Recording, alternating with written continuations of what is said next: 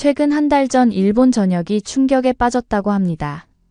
캐나다 출신 원어민 교사가 일본 학생들을 가르치려고 교과서를 편 순간 공황장애를 일으키고 마는데요. 사실 그녀는 어렸을 적부터 한류에 빠져 한국어는 물론 한국의 역사까지 빠삭하게 공부하고 있었다고 하죠. 하지만 일본의 교과서에 수록된 말도 안 되는 역사 왜곡의 폭탄 발언을 내뱉고 말았습니다. 그 이후 동료 교사들은 물론 학생들까지 순식간에 벌어진 상황에 어떻게 손을 쓸 틈도 없이 발칵 뒤집어지고 말았다고 하는데요. 그렇다면 도대체 그 일본 교실의 원어민 교사가 무엇을 말했길래 이렇게 난리가 난 상황인지 한번 같이 가보시죠. 영상 시작 전 구독과 좋아요, 불우이웃을 위해 끝까지 시청 부탁드립니다. 안녕하세요. 저는 로라 윌슨이에요. 도토리현 공립고등학교에서 한국계 학생들에게 역사를 가르치는 외국인 교사입니다. 캐나다에서 태어났지만 한국계 할머니 덕분에 어릴 때부터 한국어와 문화를 가슴 깊이 품고 자랐죠. 일본에서의 교직 생활이 벌써 3년째 접어들었네요. 학생들과 소통하며 배움을 나누는 일상이 제겐 그 무엇보다 큰 행복이랍니다. 매일 아침 8시 단정한 정장 차림으로 교무실에 들어서면 고요함이 저를 반겨요. 학생들이 등교하기 전 이 조용한 시간이 참 좋습니다. 창문 너머로 벚꽃이 흩날리는 봄날의 교정은 마치 살아있는 그림 같아요. 그 순간만큼은 모든 걱정을 잊게 되죠. 로라 선생님, 오늘도 일찍 오셨네요. 옆자리에 다나카 선생님이 환하게 웃으며 인사를 건넵니다. 저도 미소로 화답했어요. 처음엔 일본의 학교 문화에 적응하는 게 쉽지 않았지만 이제는 이곳의 질서와 규칙이 편안하게 느껴져요. 마치 제 일부가 된 것처럼요.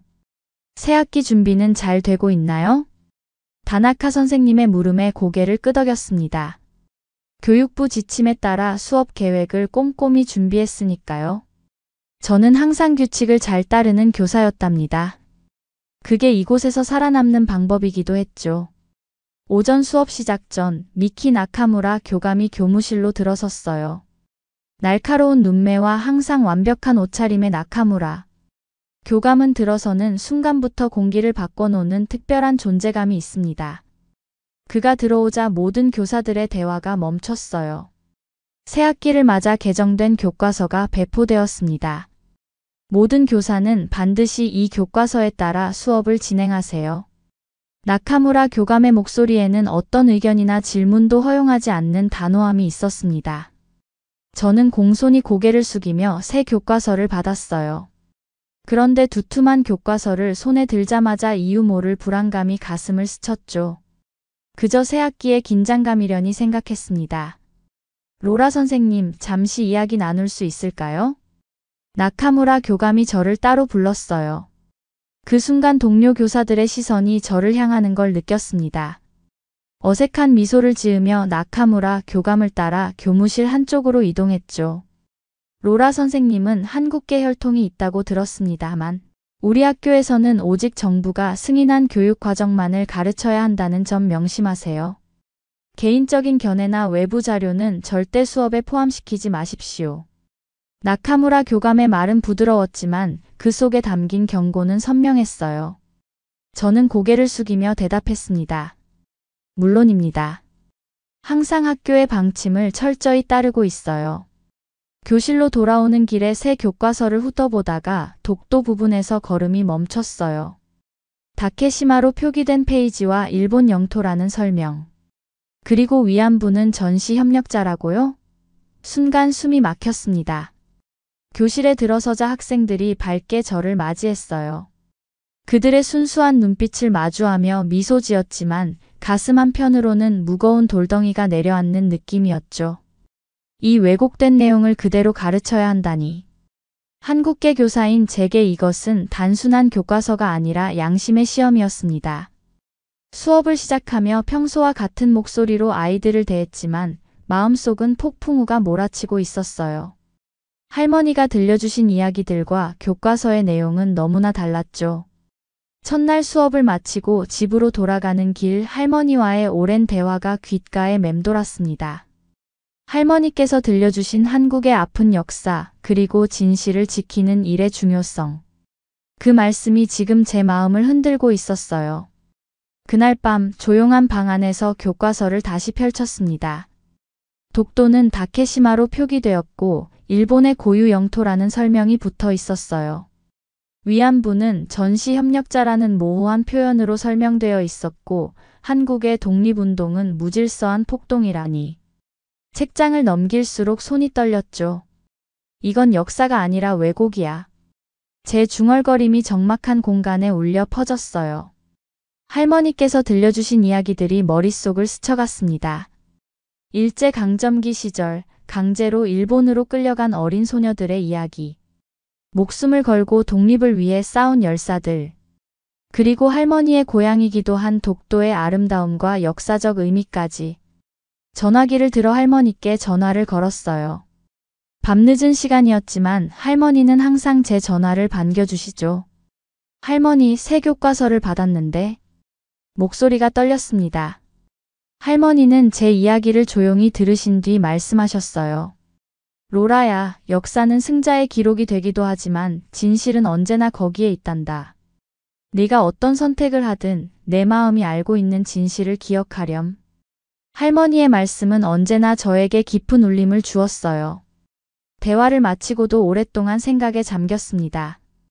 제가 가르치는 건 단순한 지식이 아니라 학생들의 세계관을 형성하는 토대가 되죠.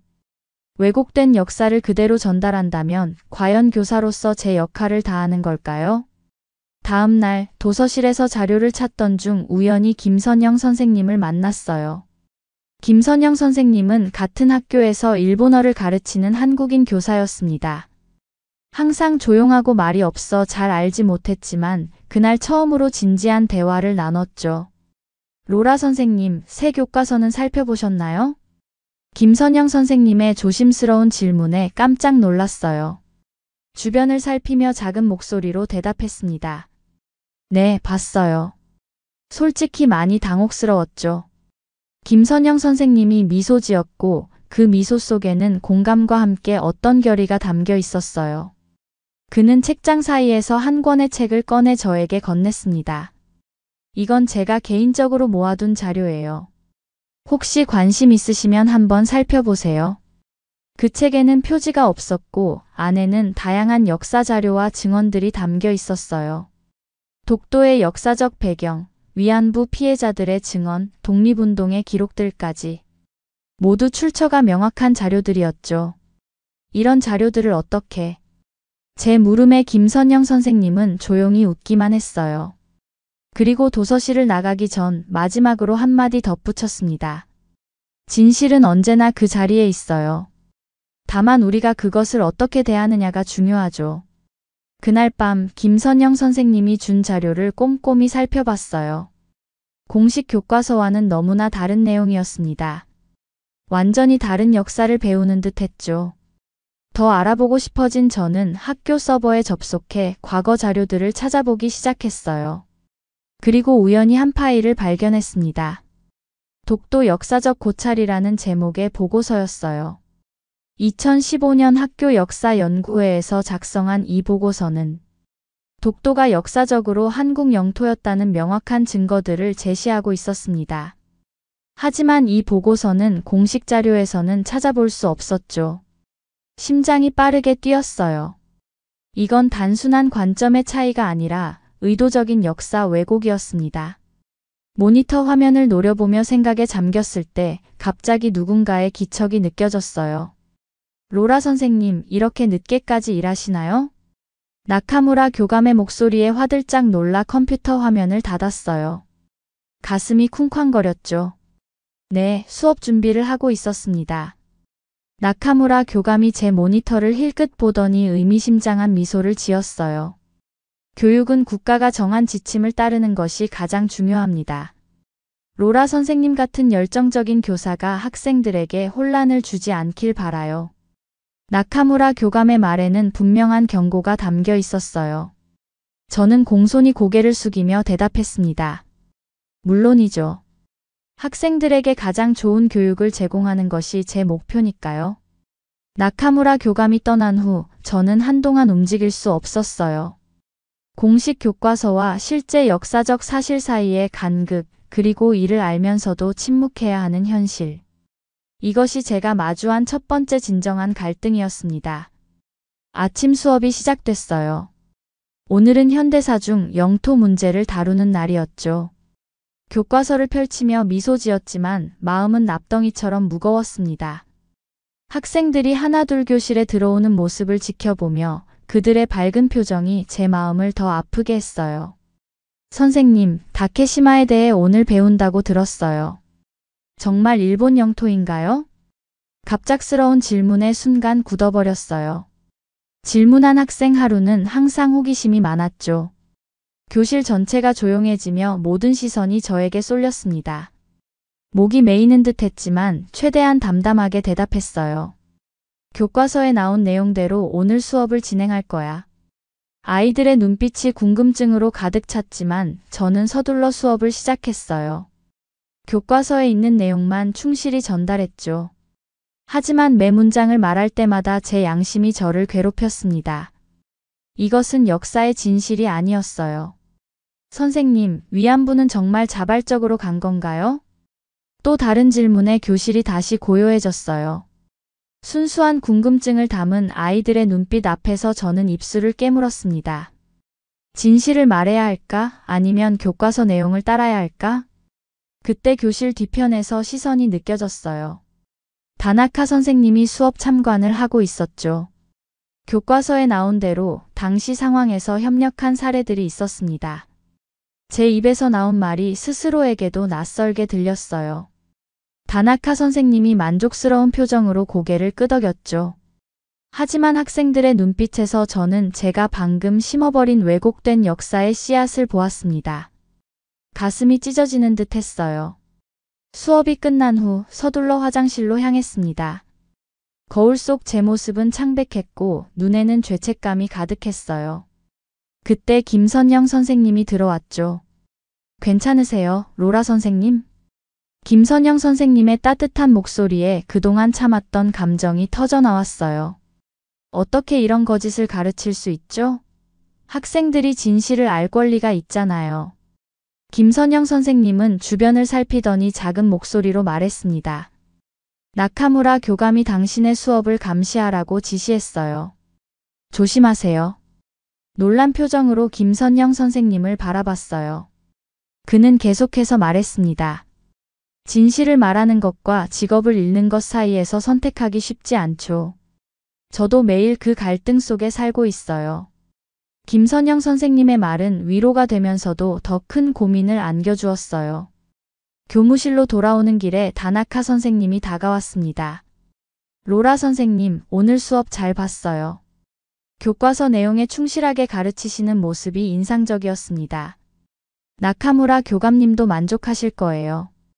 다나카 선생님의 칭찬이 오히려 가슴에 비수가 되어 꽂혔어요. 왜곡된 역사를 가르쳤다는 사실이 자랑스러울 리 없었죠. 하지만 저는 미소를 지으며 고개를 숙였습니다. 그날 오후 또 다른 동료 야마다 선생님이 커피를 건네며 조용히 말했어요. 로라 선생님, 외국인 교사로서 조심하셔야 해요. 특히 한국계라면 더더욱. 교육 지침을 따르지 않는 교사들은 쉽게 계약이 해지된다고 들었습니다. 야마다 선생님의 친절한 경고에 감사함과 동시에 더 큰 압박감이 밀려왔어요. 이곳에서의 직업은 제게 생계의 문제이기도 했죠. 하지만 그보다 더 큰 문제는 제 양심이었습니다. 수업이 모두 끝나고 집으로 돌아가는 길, 마음은 더욱 무거웠어요. 오늘 저는 학생들에게 거짓을 가르쳤습니다. 그들의 맑은 눈빛과 순수한 궁금증 앞에서 진실을 외면했어요. 교사로서, 인간으로서 저는 실패한 것 같았습니다. 주말이 되자 할머니께 전화를 드렸어요. 할머니의 목소리는 언제나 저에게 위안을 주었죠.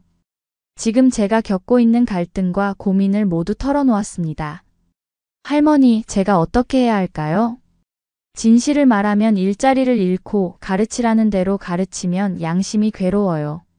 할머니는 잠시 침묵하셨다가 천천히 말씀하셨어요. 로라야, 내가 어릴 적 겪은 일을 이야기해 줄게. 일제강점기 때 우리 학교에서는 일본어만 사용하도록 강요받았단다. 한국어를 쓰다 걸리면 매를 맞았지. 하지만 우리 담임 선생님은 몰래 한글을 가르쳐 주셨어. 그 선생님은 나중에 발각되어 학교에서 쫓겨나셨지만 지금도 나는 그분을 존경한단다. 할머니의 이야기에 눈시울이 뜨거워졌어요. 할머니는 계속 말씀하셨죠. 역사는 단순한 과거의 기록이 아니라 미래를 위한 교훈이야. 진실을 왜곡하면 그 대가는 언젠가 반드시 치러야 한단다. 내가 어떤 선택을 하든 내 양심이 이끄는 대로 하렴. 할머니와의 대화를 마친 후 김선영 선생님이 주신 자료들을 다시 살펴봤어요. 위안부 피해자들의 생생한 증언, 독도의 역사적 자료들, 한국 독립운동의 기록들까지. 이 모든 것들은 교과서와는 완전히 달랐습니다. 마음의 결정을 내리기 위해 창밖을 바라봤어요. 봄비가 부드럽게 내리고 있었죠. 그 빗소리를 들으며 깊은 생각에 잠겼습니다. 교사로서의 사명은 무엇일까요? 단순히 정해진 교육과정을 따르는 것인가, 아니면 진실을 전달하는 것인가? 월요일 아침 무거운 마음으로 학교에 도착했어요. 오늘은 한국 독립운동에 관한 수업이 있는 날이었죠. 교무실에 들어서자 선생님들의 시선이 느껴졌습니다. 마치 모두가 제 생각을 읽고 있는 것 같았어요. 로라 선생님, 오늘 수업 준비는 다 되셨나요? 다나카 선생님의 물음에 가볍게 미소 지으며 고개를 끄덕였어요. 교실로 향하는 발걸음이 무거웠습니다. 교과서를 들고 있는 손이 미세하게 떨렸어요. 독립운동을 무질서한 폭동이라고 설명해야 한다니 이것이 제가 꿈꾸던 교사의 길일까요? 교실에 들어서자 학생들이 밝게 인사했어요. 그들의 순수한 눈빛이 저의 마음을 더 아프게 했습니다. 수업을 시작하고 한국의 독립운동에 대한 내용을 설명하기 시작했어요.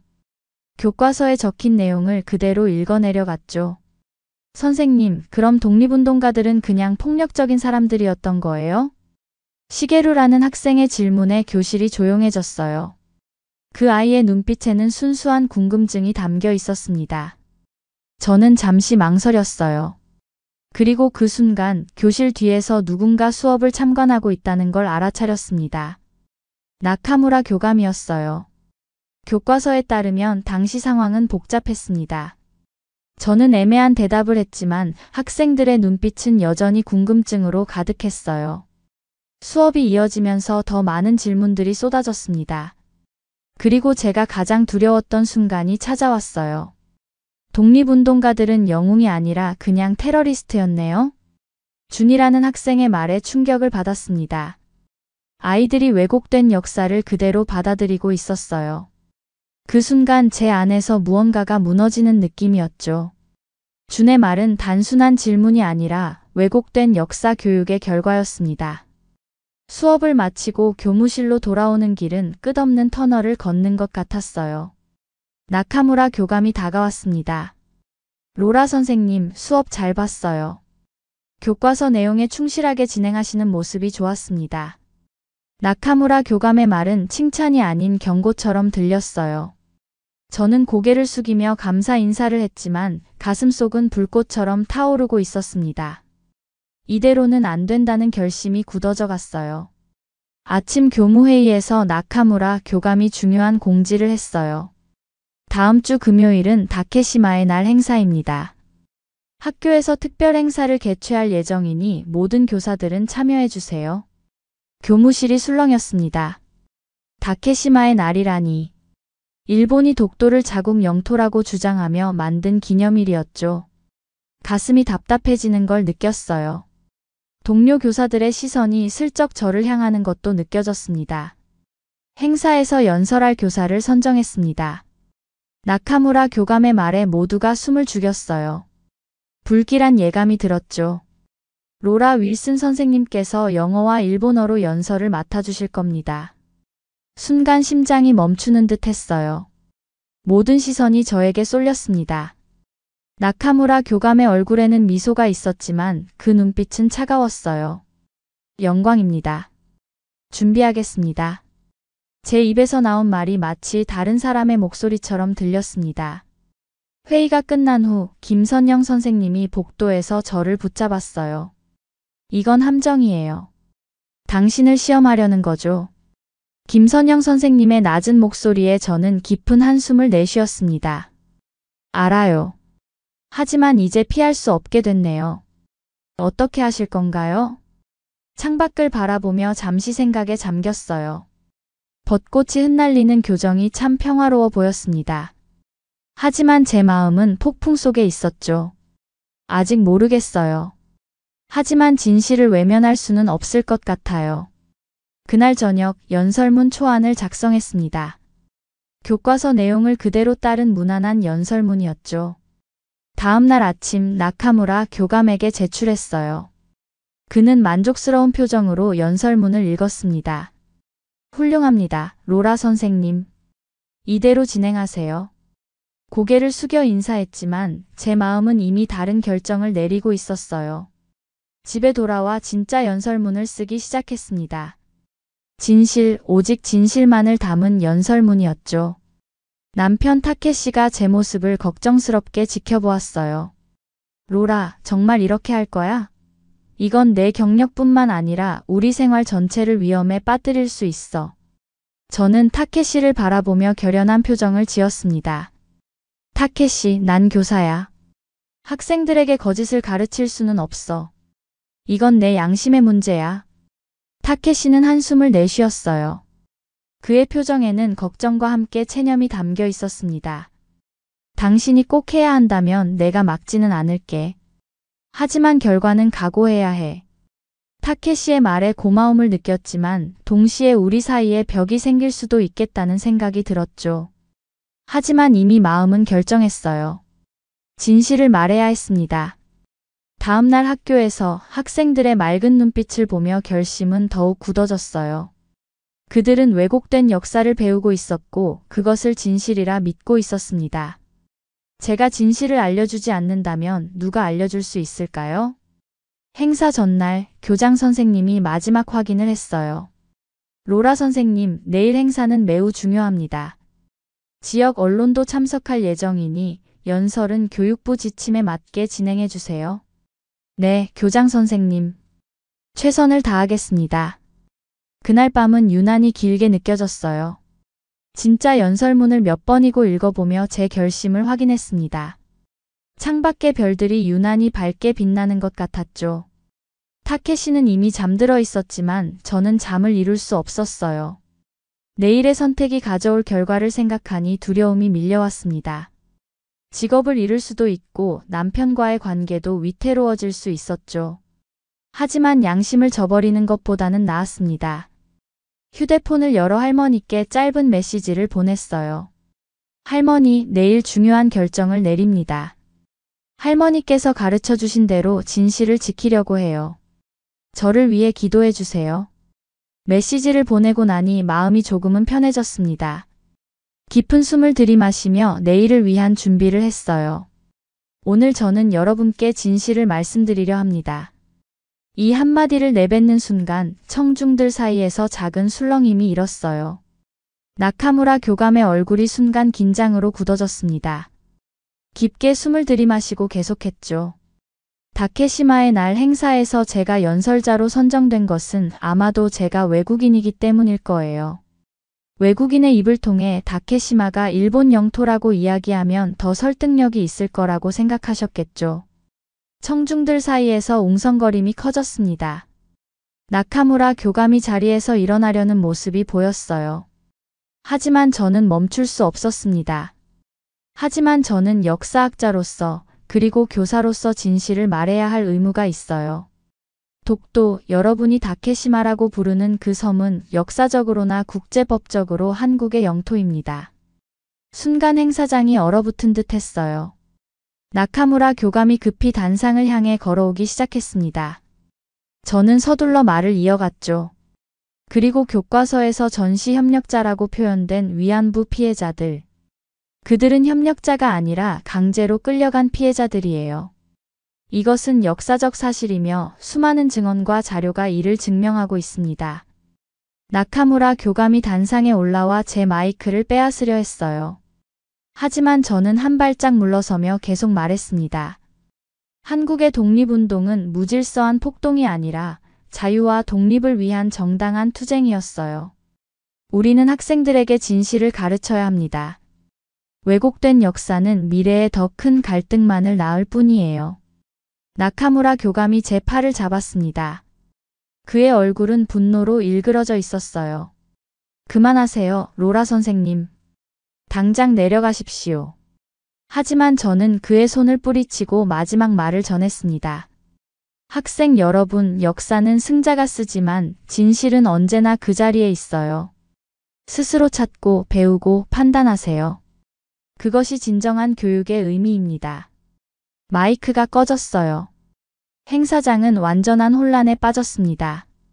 학생들은 놀란 표정으로 서로를 바라보거나 선생님들을 쳐다보았어요.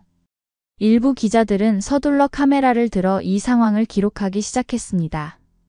교장 선생님이 단상에 올라와 상황을 수습하려 했어요. 죄송합니다, 여러분. 예상치 못한 상황이 발생했습니다.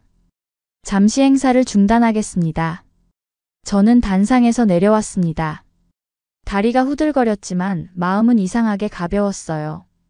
마치 오랫동안 짊어지고 있던 무거운 짐을 내려놓은 것 같은 느낌이었습니다. 교사들과 학생들이 저를 바라보는 시선은 다양했어요. 충격, 분노, 혼란, 그리고 일부에서는 존경의 눈빛도 보였습니다. 김선영 선생님은 멀리서 고개를 살짝 끄덕이며 미소를 보냈어요. 나카무라 교감이 제 팔을 강하게 잡아 끌었습니다. 당장 교장실로 오세요. 복도를 걸어가는 동안 학생들의 시선이 따라왔어요. 일부 학생들은 작은 목소리로 제 이름을 불렀습니다. 특히 평소 질문이 많았던 하루가 걱정스러운 표정으로 다가왔어요. 로라 선생님, 괜찮으세요? 나카무라 교감이 하루를 날카롭게 노려보았지만 저는 미소를 지으며 대답했습니다. 괜찮아, 하루. 걱정하지 마. 교장실에 도착하자 교장 선생님과 나카무라 교감이 저를 맞이했어요. 교장 선생님의 얼굴은 분노와 당혹감으로 가득했습니다. 로라 선생님, 대체 무슨 생각이었습니까? 공식 행사에서 승인되지 않은 내용으로 연설을 하다니. 저는 담담하게 대답했어요. 교장 선생님, 저는 역사적 사실을 말했을 뿐입니다. 학생들에게 왜곡된 역사를 가르치는 것은 교사로서의 의무를 저버리는 일이라고 생각해요. 나카무라 교감이 책상을 내리쳤습니다. 당신은 이 학교의 규칙과 일본 교육부의 지침을 명백히 위반했어요.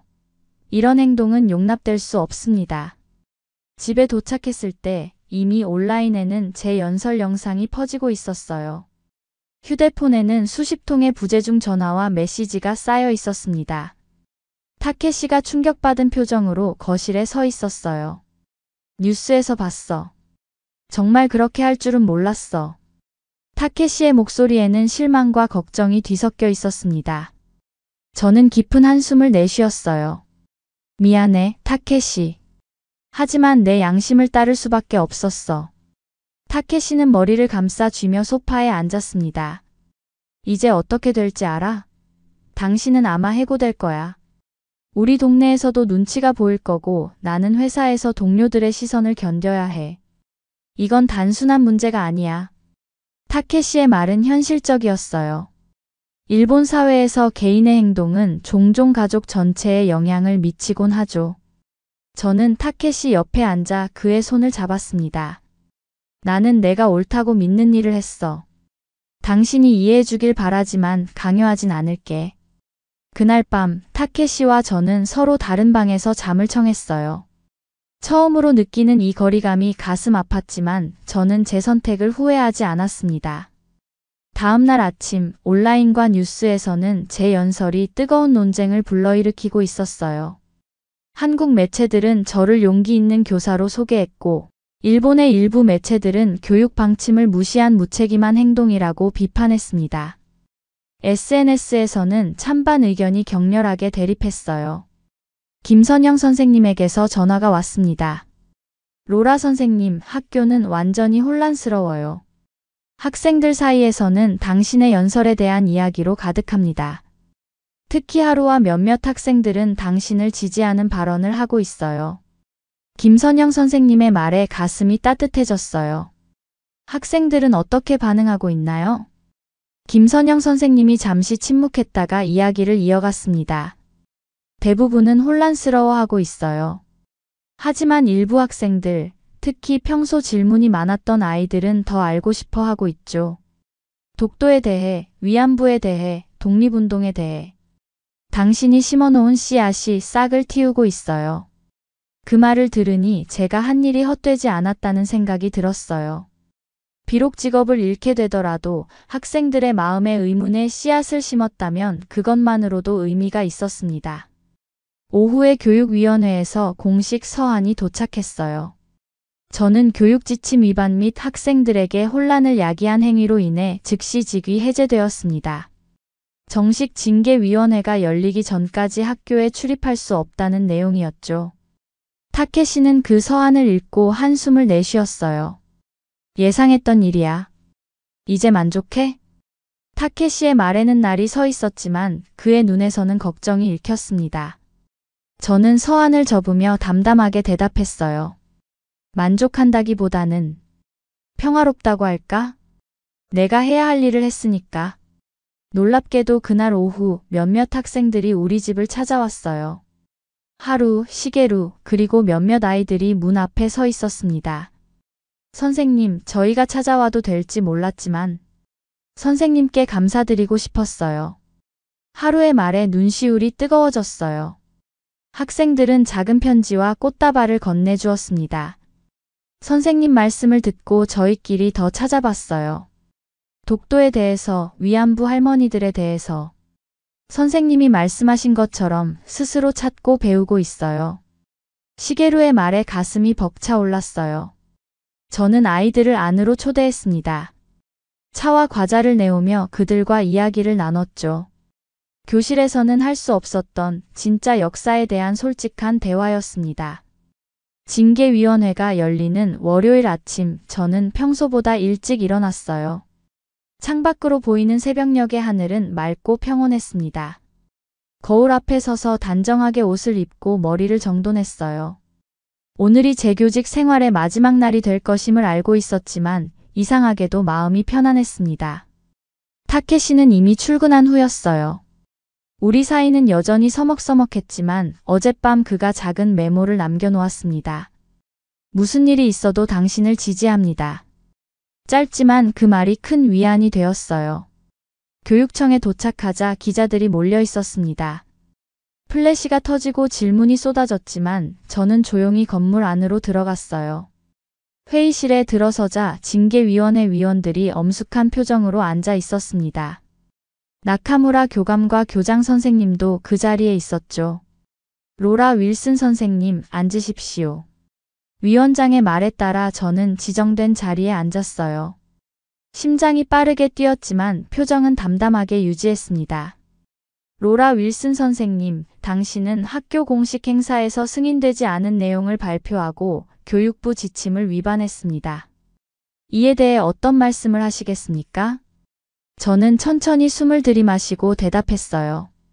저는 역사적 사실을 말했을 뿐입니다. 교사로서 학생들에게 진실을 알려주는 것이 제 의무라고 생각했어요. 그 선택이 규정 위반이었다면 그 결과는 받아들일 준비가 되어 있습니다. 위원회는 서로 눈빛을 교환했어요. 교장 선생님이 목을 가다듬고 말했습니다. 로라 선생님, 당신의 신념을 이해합니다만 우리에게는 따라야 할 규칙이 있어요. 학교는 혼란에 빠졌고 많은 학부모들이 항의하고 있습니다. 저는 고개를 끄덕였어요. 이해한다는 뜻이었죠. 하지만 후회는 없었습니다. 로라 윌슨 선생님, 위원회는 당신의 행동이 학교 규정과 교육 지침을 심각하게 위반했다고 판단합니다. 따라서 즉시 해임을 결정합니다. 예상했던 결과였지만 그 말을 직접 듣자 가슴이 아팠어요. 3년간의 교직 생활이 이렇게 끝난다는 사실이 현실로 다가왔습니다. 이의는 없습니다. 감사합니다. 짧게 대답하고 회의실을 나섰어요. 복도에서 김선영 선생님이 기다리고 있었습니다. 그의 눈에는 슬픔과 존경이 담겨 있었어요. 로라 선생님, 정말 용기 있는 행동이었어요. 많은 교사들이 당신을 지지하고 있습니다. 비록 목소리를 내지 못하지만요. 김선영 선생님의 말에 따뜻함이 느껴졌어요. 적어도 혼자가 아니라는 생각이 들었습니다. 건물을 나서자 더 많은 기자들이 몰려왔어요. 그리고 놀랍게도 일부 학생들과 학부모들도 그곳에 있었습니다. 하루와 그의 부모님, 그리고 몇몇 학생들이 저를 기다리고 있었어요. 로라 선생님, 저희가 진실을 알게 해주셔서 감사합니다. 하루의 외침에 다른 학생들도 함께 박수를 쳤어요. 예상치 못한 지지에 눈물이 차올랐습니다. 하루의 어머니가 다가와 제 손을 잡았어요. 선생님, 우리 아이들에게 진실을 알려주셔서 감사합니다. 저희도 많은 것을 배우고 생각하게 되었어요. 집으로 돌아오는 길 마음은 복잡했습니다. 직업을 잃었지만 동시에 무언가 중요한 것을 얻은 듯 했어요. 학생들의 마음속에 진실의 씨앗을 심었다는 사실이 큰 위안이 되었습니다. 며칠 후 한국의 역사교육단체와 일본 내 진보적인 교육개혁단체에서 연락이 왔어요. 그들은 저를 초청해 강연회를 열고 싶다고 했습니다. 제 경험을 통해 역사교육의 중요성과 다양한 관점의 필요성을 이야기하는 새로운 길이 열린 것 같았어요. 어느 날 학교 근처를 지나가다 하루를 만났습니다. 그는 반가워하며 달려왔어요. 선생님, 저희 역사 동아리를 만들었어요. 다양한 역사적 관점을 공부하고 있습니다. 하루의 눈빛에서 호기심과 열정이 빛나고 있었어요. 그 모습에서 저는 희망을 보았습니다. 비록 제가 지불한 대가는 컸지만 그 희생이 헛되지 않았다는 확신이 들었어요. 진실을 위해 싸우는 길은 결코 쉽지 않습니다. 하지만 그 길을 걸어갈 때 우리는 진정한 자유와 평화를 찾을 수 있어요. 저는 이제 새로운 여정을 시작합니다. 진실을 지키는 교사로서 경계를 넘어 더 많은 이들에게 역사의 진실을 전하는 여정을 말이죠. 사연자분께 전하고 싶은 말씀이 있으시면 댓글로 남겨주시면 전달해 드리겠습니다. 그러면 더욱 감동적인 다음 사연으로 넘어가겠습니다. 한 프랑스 파리에 있는 남성이 있습니다. 여기는 한국의 포장마차인데요. 한국인들이 어떤 꼬치를 골라 한 입 베어 물고는 다시 공용 냄비에 꼬치를 담갔는데 음식물 찌꺼기 기름이 국물에 둥둥 떠다니는 것을 보고는 헛구역질을 하고는 그 포장마차에서 뛰쳐나가는데요. 이러한 위생 상태를 도저히 못 참겠는지 바로 프랑스로 돌아가려고 했다는데요. 오늘의 사연은 요리사 미슐레 씨의 사연입니다. 저는 파리에 거주하는 30세의 셰프 미슐레입니다. 저는 항상 요리와 새로운 요리 경험에 대한 열정을 가지고 있습니다. 몇 년 전에는 중국과 한국을 여행하며 아시아 음식 문화를 접할 기회가 있었습니다. 이 여행은 문화윤리 무의식적 편견 극복에 대한 저희 관점을 바꾸어준 심리적 변화의 여정이었습니다. 사실 저는 몇 가지 편견을 가지고 이번 여행에 임했습니다. 프랑스인으로서 저는 주로 중국 음식만 접해왔고 무의식적으로 중국 음식을 아시아 음식의 정점이라고 생각했습니다. 한식을 비롯한 다른 아시아 요리는 모두 중국 요리의 변형이라는 범주에 넣어 무시했죠. 요리 학교에 다니는 중국인 친구들은 중국 요리가 아시아에서 최고라고 강력히 주장하며 베이징을 방문해 정통 중국 음식 문화를 경험해보라고 권유했습니다. 설레면서도 순진했던 저는 중국의 뛰어난 미식에 감탄할 수 있으리라 기대하며 친구들의 제안을 받아들였습니다. 하지만 베이징에 도착하자마자 저는 많은 현지 식당이 매우 비위생적이라는 사실의 경악을 금치 못했습니다. 바닥은 끈적끈적하고 음식물 찌꺼기가 널려 있었고 뚜껑을 덮지 않은 음식 위에는 파리가 날아다니고 요리사들은 손을 씻지 않은 채 날고기를 다루었습니다. 식욕을 돋우지 않는 환경에도 불구하고 저는 여전히 실제 음식에 대한 희망을 버리지 않았습니다. 중국인 친구들이 북경의 대표 요리인 북경 오리구이로 유명한 유서 깊은 레스토랑 하늘 평화관에 대해 극찬을 아끼지 않았기 때문이죠. 하지만 오리 요리가 도착했을 때 부드럽고 육즙이 가득한 고기를 감싸고 있는 반짝이는 마호가니, 오칠한 껍질 대신 기름기 많고 축축한 껍질이 기름진 작은 살과 함께 뼈 위로 느슨하게 펄럭이는 한심한 엉망진창의 오리가 나왔습니다. 더 역겨운 것은 내부에 피투성이가 된 붉은 고기가 들어있어 도저히 만질 수 없는 희귀한 고기였습니다. 채소도 썩고 곰팡이가 피어 있어 유기견이 먹기에도 부적합한 음식 복원 상태였습니다. 웨이터에게 정중하게 불만을 토로했지만 그는 코웃음만 쳤습니다. 외국인은 좋은 중국 오리를 이해하지 못해 오히려 저를 꾸짖더군요. 우리 오리는 최고 품질의 정통 오리예요.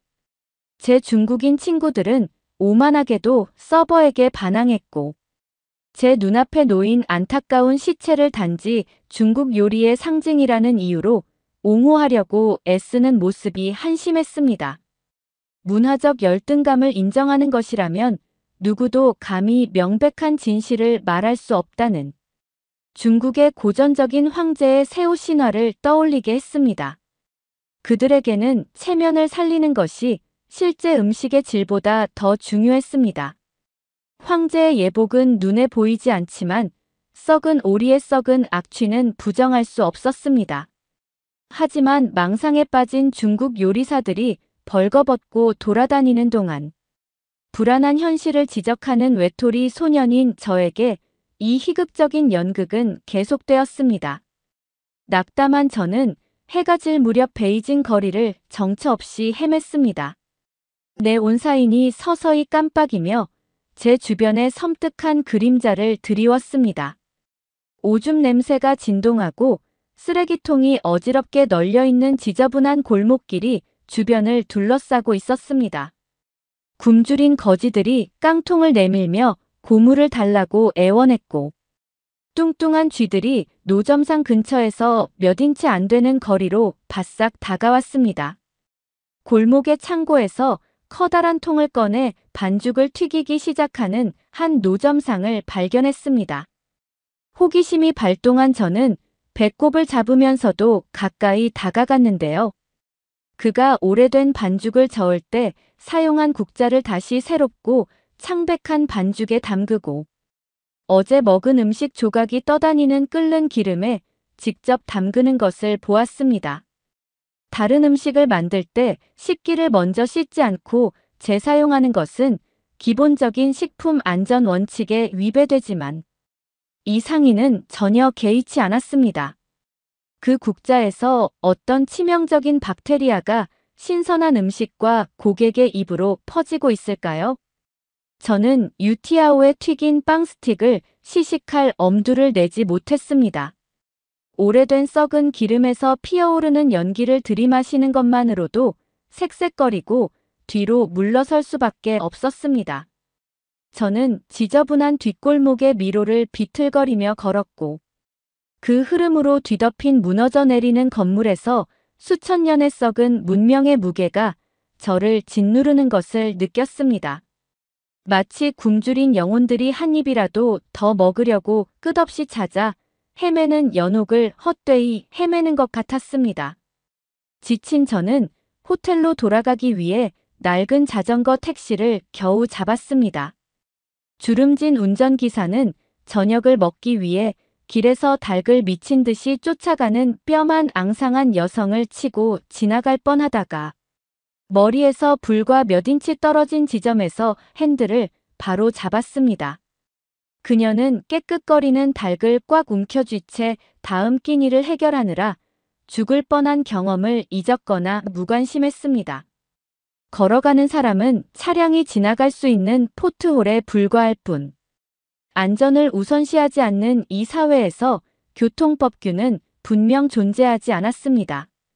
무모하고 절박한 적자 생존이 중국의 인프라와 음식 문화에 고스란히 녹아 있었습니다. 허름한 호텔에 도착한 저는 밤새도록 심한 식중독 증상에 시달리며 낡은 방에 틀어박혀 있었습니다. 화장실에 갈 때마다 가족들이 함께 북경오리를 잔치하듯 먹는 웃는 얼굴의 홍보 사진을 비참하게 바라보면서 제 비참한 현실을 조롱하는 거짓 선전을 보고 있었습니다.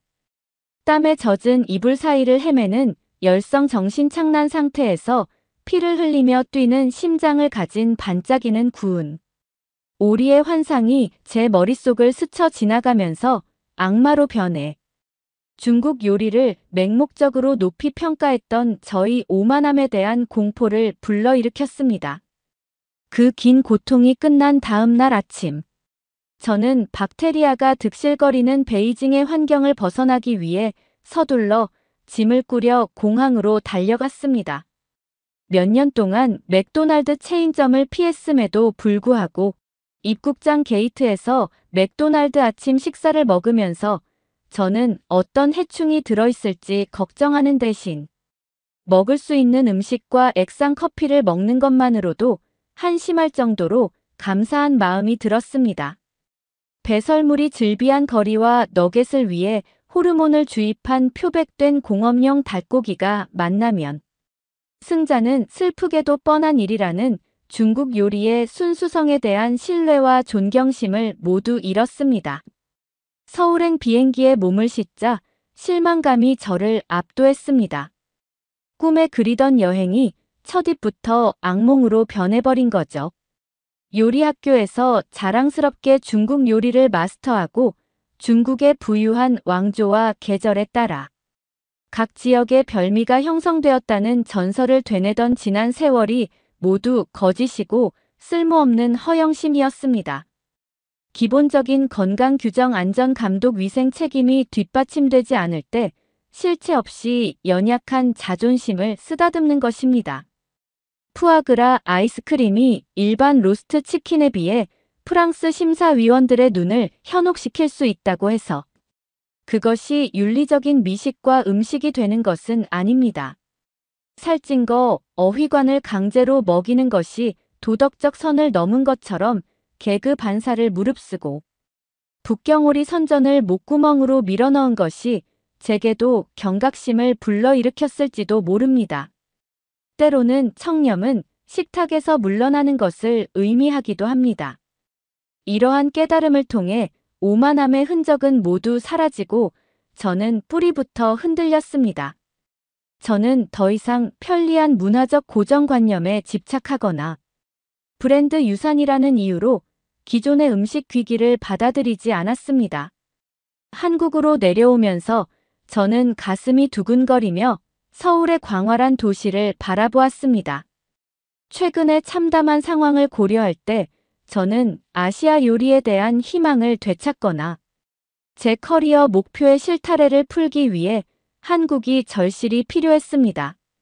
서울에 착륙하자마자 상쾌한 공기 반짝이는 인프라 질서정연하게 출국 심사대에 줄을 서는 예의 바른 승객들을 보며 해방감을 느꼈습니다.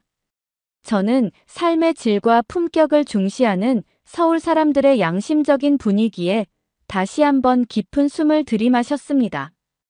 어쩌면 서울은 나의 구원의 여정이 될지도 모른다. 호텔에 체크인한 후배는 고팠지만 막막한 마음으로 주변을 돌아다녔다. 북적이는 식당과 김이 모락모락 피어오르는 음식 수레를 지나자 썩은 기름과 썩은 쓰레기 더미 대신 마늘 구운 참깨에 고추향이 나를 반겨주었다. 분주한 가게 안을 들여다보니 바닥이 깨끗하고 부지런한 요리사들이 주문이 들어올 때마다 깨끗이 씻고 만두를 튀기는 모습을 볼 수 있었습니다. 바퀴벌레나 번진 기름 얼룩도 보이지 않았어요. 많은 양을 주문해도 깨끗하게 음식을 조리할 수 있다는 사실에 눈물이 날 뻔했습니다. 중국인들이 끊임없이 변명하듯 맛과 위생 사이에는 트레이드 오프가 존재하지 않는데 한국인은 두 가지를 모두 달성했습니다.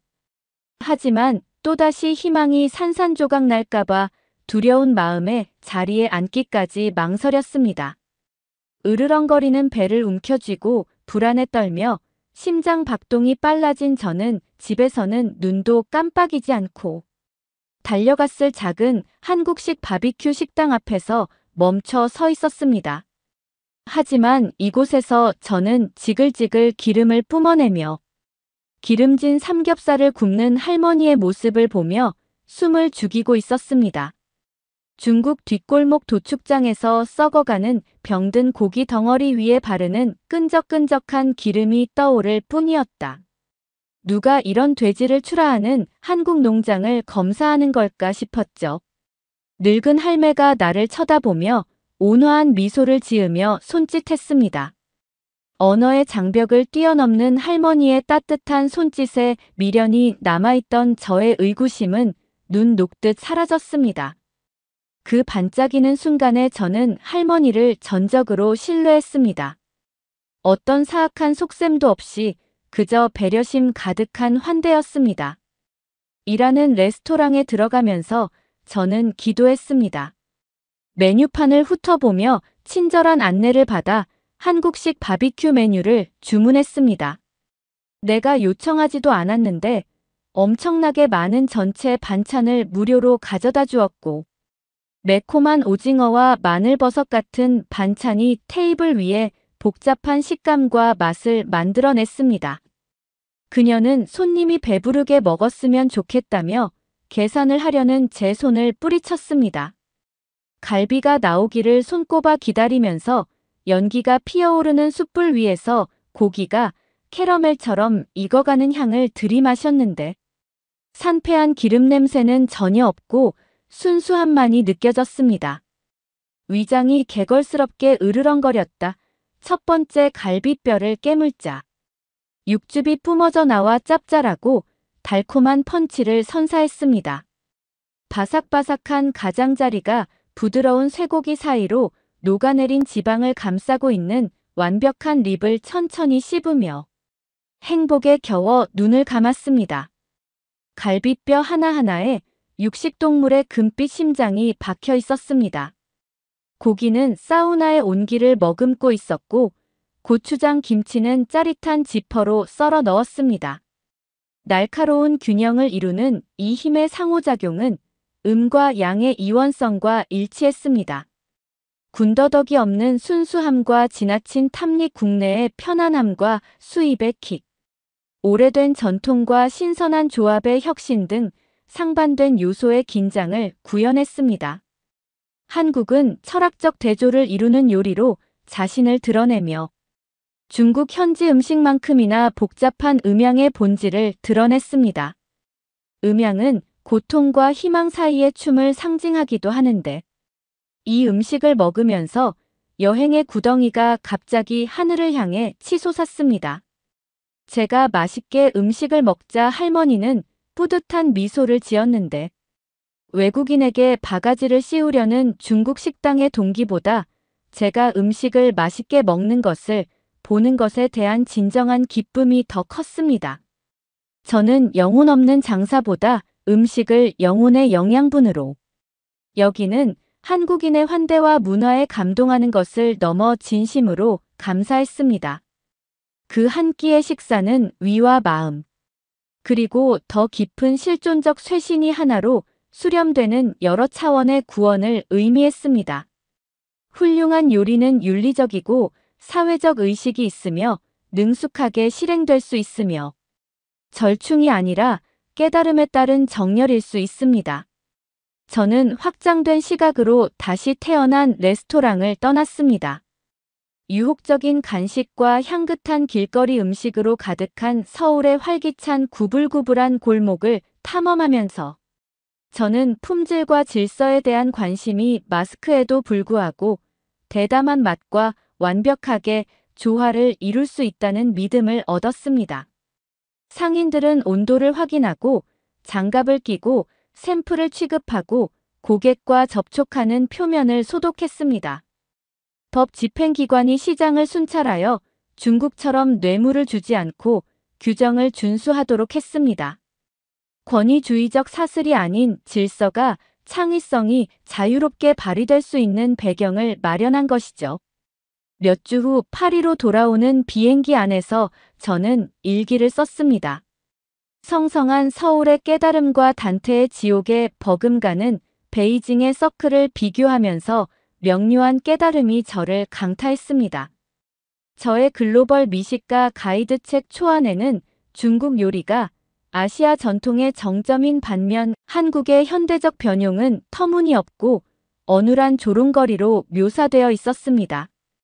저는 중국 신화를 뛰어넘는 한국의 정당한 요리, 권위와 문화적 지혜를 정확하게 전달하는 새로운 목차를 작성했습니다. 중국에 대한 쓴소리가 제 글에 스며들었지만 이는 때늦은 진실 말하기였습니다. 아시아에서 돌아온 후 저는 한국학을 더 공부하기로 결심했습니다. 한국의 음식 문화와 전통을 중국과 비교 연구하기 위해 로마대학교의 아시아사 박사과정에 등록했습니다. 제 논문은 대약진 운동과 같은 중국 공산당 정부의 정책이 어떻게 농업과 식량의 질적 저하를 대가로 급속한 산업화를 우선시했는지를 조사했습니다. 예를 들어 집단화 계획은 농촌 농민과 여러 세대의 요리 지혜 사이의 연결을 단절시켰다는 것을 적었습니다.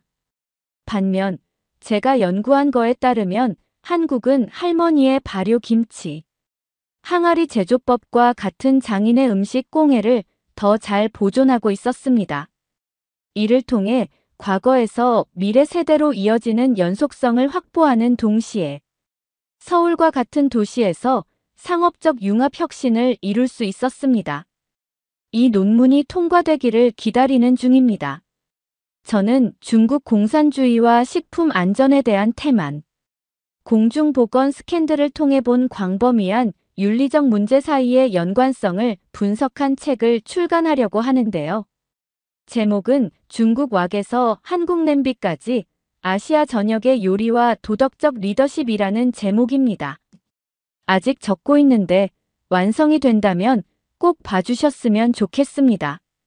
저는 캠퍼스 근처 버클리의 할머니 카페라는 조촐한 한식 퓨전 음식점을 열려고 하는데요. 메뉴는 잡채 고로케와 김치 샌드위치와 같은 퓨전 요리를 만들려고 합니다. 제 경험은 저에게 문화적 지혜를 계속 심화시키고 모범을 보여야 한다는 강박관념을 심어주었습니다.